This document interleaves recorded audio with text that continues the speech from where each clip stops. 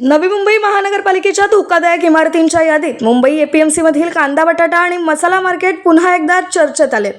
कांदा बटाटा मार्केट गेल्या तब्बल 23 वर्षापासून अति धोकादायक यादीत असून मसाला मार्केटमधील मध्यवर्ती C1 इमारतही अत्यंत जर्जर अवस्थेत आहे। या धोकादायक इमारतींच्या परिसरात व्यापारी आणि बाजार घटक आजही जीव मुठीत घेऊन व्यवसाय करत असल्याचं चित्र आहे। वनमंत्री गणेश नाईक यांच्या उपस्थितीत तसेच संचालक मंडळाच्या जवळपास 20 बैठका होऊनही पुनर्विकास प्रकल्प पुढे सरकला नाहीये। स्थानिक संचालक आणि व्यापाऱ्यांमध्ये समन्वय नसल्यानेच प्रकल्प रखडल्याची चर्चा आहे। तर काही विकासकांनी हा प्रकल्प आता परवडणारा नसल्याचे सांगत पुनर्विकासातून माघार घेण्याची भूमिका घेतल्याची माहिती समोर येते। त्यामुळे कांदा बटाटा आणि मसाला मार्केटचा पुनर्विकास आता पूर्णपणे रामभरवसे असल्याची प्रतिक्रिया बाजार घटक व्यक्त करतात।